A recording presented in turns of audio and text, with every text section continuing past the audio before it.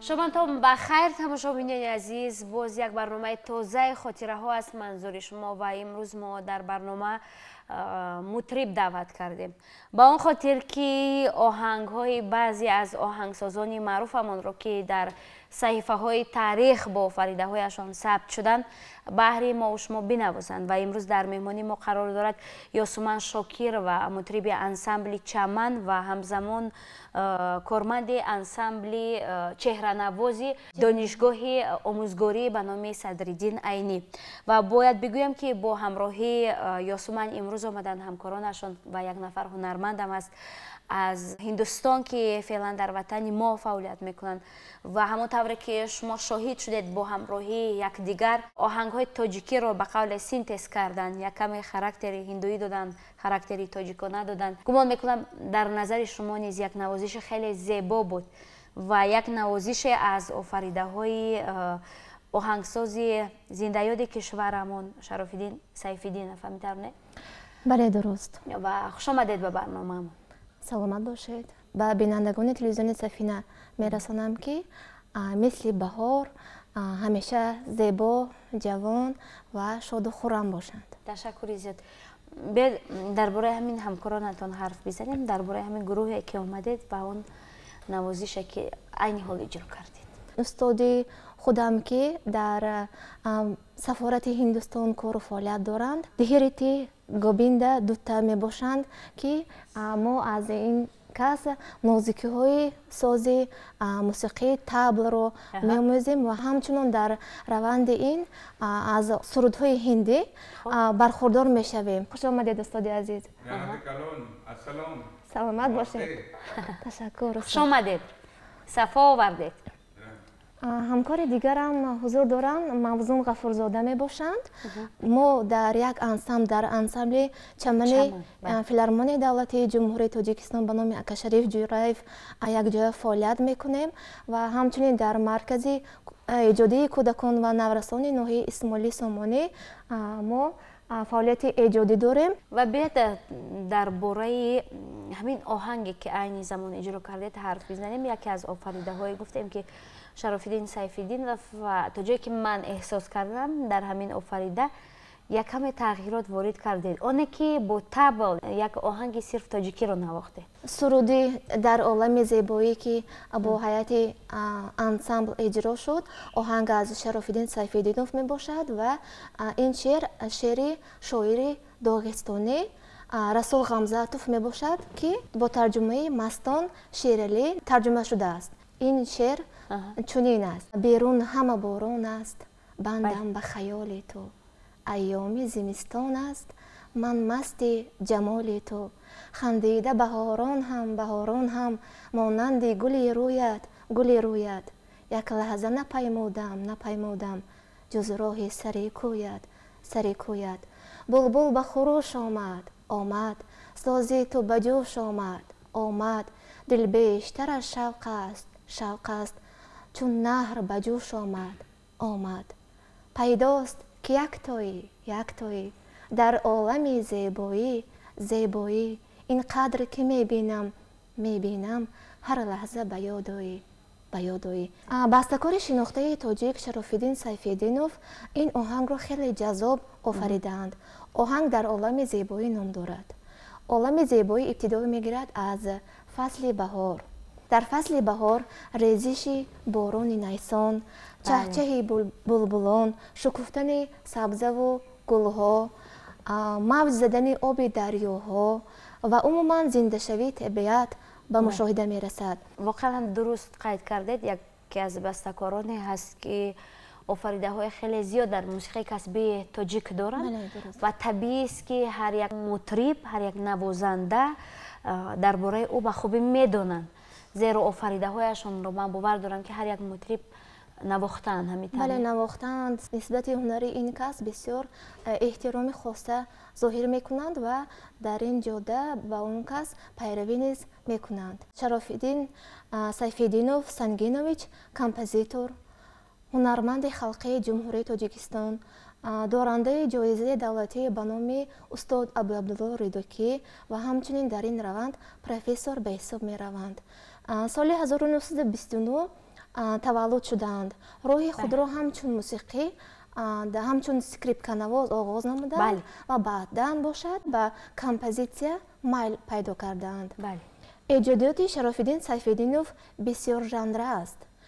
композитор нисбат ба мусиқӣ барои театр ва опера таваҷҷӯҳи зиёд зоҳир карданд. дар байни сурудҳои устод Шарофиддин Сайфиддинов суруди Республикаи ман бахшида ба 40-солагии ҷумҳурии шӯравии социалистии Тоҷикистон бахшида шудааст ки хеле шаҳомати хосаро миёни мардум ҷорӣ карданд ва ин шеър аз Боқӣ Раҳимзода мебошад. аз ҷониби устоди зиндаёд Аҳмад Бобоқул сароида шудааст ки фикр мекунам мисли он кас, яъне ки мисли Аҳмад Бобоқул ин сурудро ҳеҷ кас ба маҳорати хеле баланд, бо ҳамон ҷаззобияташ, бо ҳамон зебогӣ, бо як овози ширадор ва марғоладори мардона ҳеҷ кас фикр мекунам ҳоло насароидааст. бубинед ки яке гуфтем ки аз офаридаҳои калидии устод аст. як таронаҳое ҳаст ки ҳамон замоне ки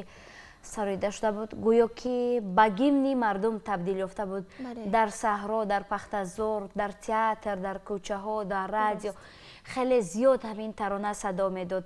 пиру барно, хурду бузург ҳама ҳамин суханонро медонистанд. ҳатто мову шумо ки бубинед ки мо дар ҳамон давра шояд хеле хурд будем, шояд шумо дар қайди ҳаёт набудед, аммо бубинед ки матни ҳамин тарона, ҳамин оҳангро мо низ медонем, насли мо низ медонад. як таронаи хеле маъруф аст. маъруф аст. матни ин суруд чунин мебошад: дари дилро ба рӯят во намудам, туро дар дидаву дил ҷо намудам, به جسم و جان خود موا نمودم، به وصفت شعر نو انشا نمودم.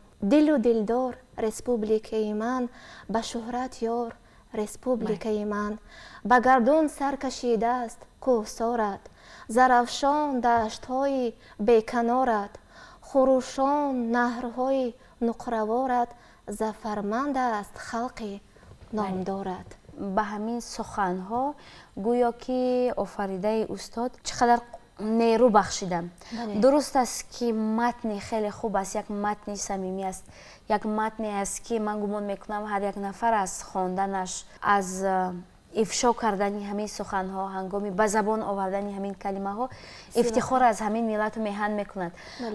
از طرف دیگر شراف‌الدین سیف‌الدین گویا به همین سخنها یک نیروی دیگر دادن به واسطه ترانه‌شان، به واسطه همون آهنگی که افشا کردن همین ترانه. و میگویند که خودی همین آهنگ رو مخصوصا استاد با آوازخوانش که صدای خیلی مرخوله دارد بخشیدن و گفتن که همین ترانه به شما میزیبد. بله درست. و در ادامه بیاید اگر بازم نمونه از همان آفریده ها، از همان شاهکاری ها خودتون انتخاب کنید، کدام آهنگشون رو انتخاب میکنید که بهر بینندگان بنوازید؟ دویم آهنگی که ما انتخاب کرده ایم در وصف محبت است. خب محبت بخت خندانی نام دارد. بله، یک ترانه خیلی معروف است و هم یک آهنگ خیلی خیلی معمول است. من میخواستم که همین آهنگ را شما اجرا کنید و بعدا صحبت رو اطراف همین ترانه ادامه دهیم. سلام باشید. مرحبا.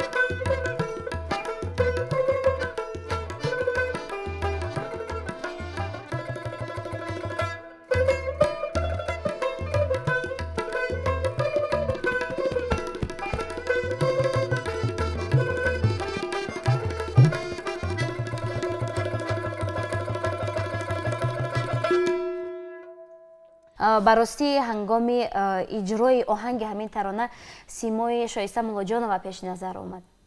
چقدر با همون زیبایی، با نزاکت، با همون صدای قوی همین ترانه را زیب میدهند گویا. همین ترانه برای شما چقدر نفوذ دارد؟ همین آفریده استاد درباره همین ترانه چی میدونید؟ زیرا ما میدونیم که همین ترانه رو مرتبه اول درست که شایسته ملاجانова خواندن، اما بعد از شایسته ملاجانова آوازخوان‌های دیگری همین ترانه رو بازخوانی کردن. بله درست. یک ترانه خیلی زیباست، یک ترانه شنیدنی است، یک ترانه است که با گذشت سالها مقام خود را، منزلت خود را گم نمی‌کند، شیرینی خود را گم نمی‌کند. همین ترانه درست. در روند бозхонӣ намуданд аз Шоҳиста Молоҷонова, баъдан сароидан Малаҳат Дадобоева, Мурхусор Сафиева. Аҳмад Бобуқулов низ то ҷое ки ман иттилоъ дорам хонданд.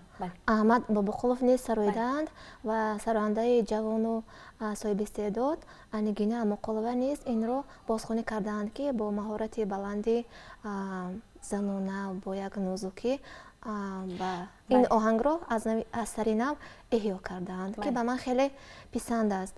Ва матнҳои ин суруд чунинанд: муҳаббат бахти хандонӣ, муҳаббат нури чашмонӣ, набошад зиндагӣ бе ту, муҳаббат дар танам ҷонӣ, муҳаббат бе ту дунё тор, агарчи ғуссаат бисёр, намедонам чӣ мекардам дар олам бе ту беёр, муҳаббат бо ту меболам, ту тақдирам, ту иқболам, ту ганҷи бебаҳои ман, ту умедам, парам, болам. Дар фонди хазинаи тиллоии хонаи радио дар Кумитаи телевизион ва радиои назди ҳукумати ҷумҳурии Тоҷикистон ин сурудҳо ҳамчун сурудҳои ёдгорӣ боқӣ монданд ва шабу рӯз ин сурудро мухлисони устод Шарофиддин Сайфиддинов ва мухлисони сарояндагоне ки ин сурудро аз сари нав бозхонӣ намуданд ва ё ки хонданд, такрор ба такрор бошад ҳам бо як хушнудӣ гӯш мекунанд ва илҳоми тозаеро ба худ мегиранд. Ва мо дарк кардем ниёсуманд ки шумо ба офаридаҳои устод Шарофиддин Сайфиддинов як алоқамандие доред, таваҷҷӯҳ доред. Он оҳангҳое ки сароидан дар назди шумо низ мисли дигар мутрибон, мисли дигар мухлисон ва овозхонҳо вобастагӣ доред, барои шумо низ писанд аст.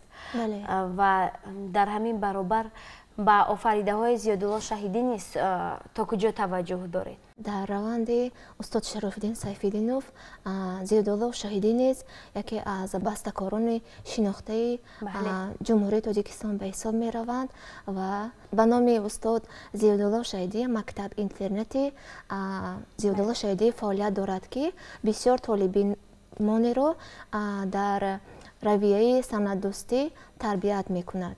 Воқеан мо нақши ин устодро дар мусиқии касбии тоҷик медонем. Медонем ки то кадом андоза дар мусиқии касбӣ саҳми худро гузоштанд. Мо чанд барномаи худро ба оҳангсоз бахшидем ва воқеан ҳам ба тамошобинон гуфтем ки чӣ гуна жанри операро бо шашмақом синтез карданд, характери операро характери тоҷикӣ доданд ва операро ҳамчун як операи тоҷикӣ муаррифӣ карданд. Зеро ки онҳо танҳо як оҳанге пешниҳод накарданд, оҳангҳоеро пешниҳод карданд ки онҳо танҳо сароида намешаванд, балки омӯхта мешаванд. Оҳангҳое ки илман асоснок шуданд, оҳангҳое ки бигӯем характери таърихӣ доранд. бубинед ки даҳсолаҳои зиёдро гузаштанд ва ҳамин оҳангҳо пайи ҳам аз як насл ба насли дигар мегузаранд. Ва муҳимтар аз ҳама ин аст ки ҳамин оҳангҳо характери кӯҳнашавӣ надоранд, яъне завқи тамошобин коста намешавад. Ва шумо дар барнома кадом оҳангашро бо ҳамроҳи ҳамкоронатон иҷро мекунед?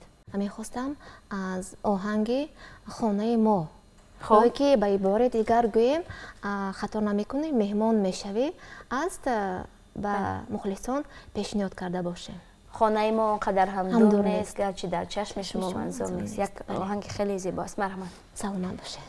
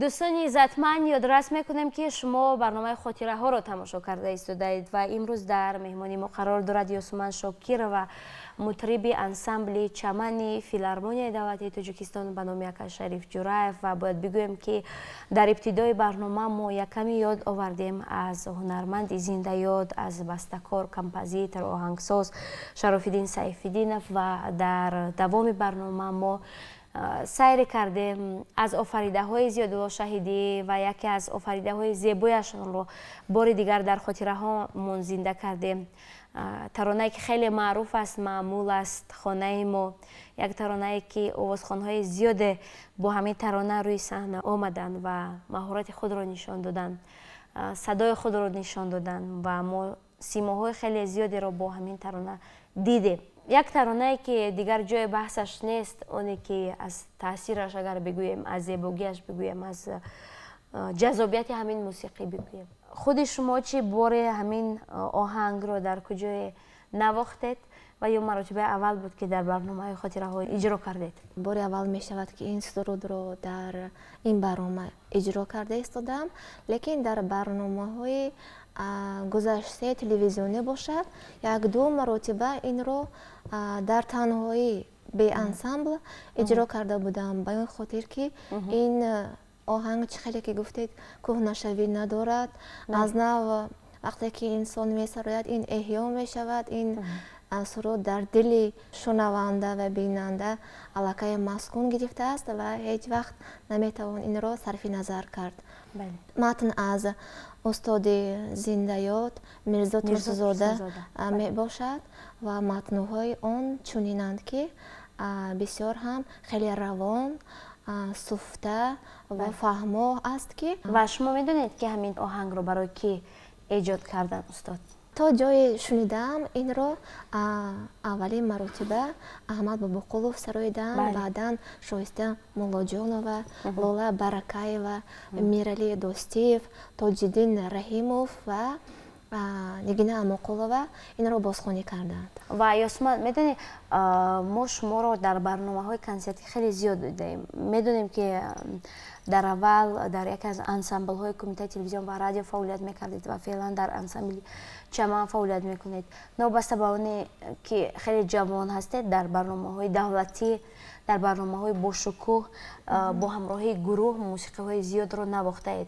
خوب در برابر زیادالله شهیدی، در برابر شراف‌الدین سیف‌الدینov باز با کدام کمپوزیتوران شما نزدیکتر هستید؟ آفریده هایی که به دلتان باز نزدیکتر است که دوست می‌دارید که اون آفریده ها را بشنوید و اجرا بکنید؟ در انسامبل دریای کمیته تلویزیون و رادیوی نزد حکومت جمهوری تاجیکستان وقتی که اونجا فعالیت می بردم، به واسطه با استاد زنده یاد، کمپوزیتور، آهنگساز، استاد زنده یاد ما نورعلی دادربیکوف می باشند که چند سال با هم کار کردید؟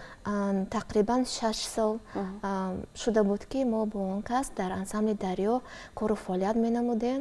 استاد به حیث رهبری بدی و رهبری موسیقی انسامبل دریا کار و فعالیت داشتند و من خود را خوشبخت می حسابم که از درس استاد برخوردار شدم. مهمتر از همه این است که ما آنها را یاد میکنیم، نامشان را به زبان میاریم، قدرشان میکنیم، هنرشان را، زحمت هایشان را و مهمتر از این همه که آنها توانستند که از خود چیز باقی گذارند، به نسل‌های بعدی اسمشان را در تاریخ ثبت بکنند و اگر که ما همین گونه از خود چیز گذاشته توانیم، اسممان را برای نسل‌های بعدی گذاشته توانیم مثل این استادان، پس خوش به حالمون.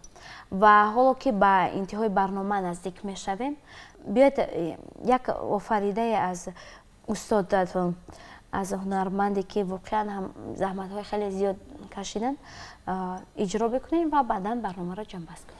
سلامت باشید. کدام آهنگشان رو؟ میخواستم شنوندگان تماشابینان تلویزیون سفینه آهنگی را به نام سومنزار همراهی استادم اجرا کرده باشم و فکر میکنم این آهنگ مقبول بینندگان گرامی ما میگردد. مرحمت.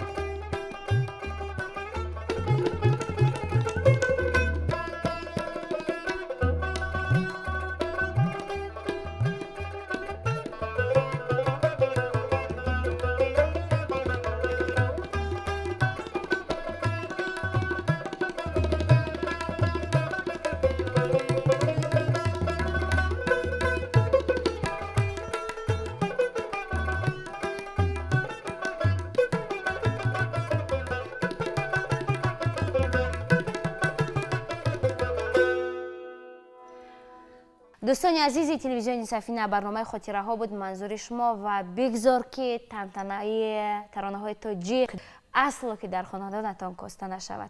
خیر عزیزان.